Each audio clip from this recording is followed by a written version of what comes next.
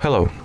In this video we would like to show how you can enable the separate number row on top of the characters at the keyboard of this POCO X4 GT smartphone. So that's how the keyboard looks without those, without the separate number line.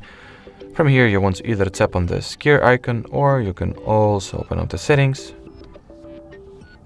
Here you want to look for the additional settings category and go for them. Languages and input, manage keyboards, Gboard, and at the Gboard settings page, open up the preferences and turn on this toggle. And as you will see now, that will effectively mean that you have successfully activated the separate number row on top of the characters at the keyboard of this device. Thank you so much for watching, and bye bye.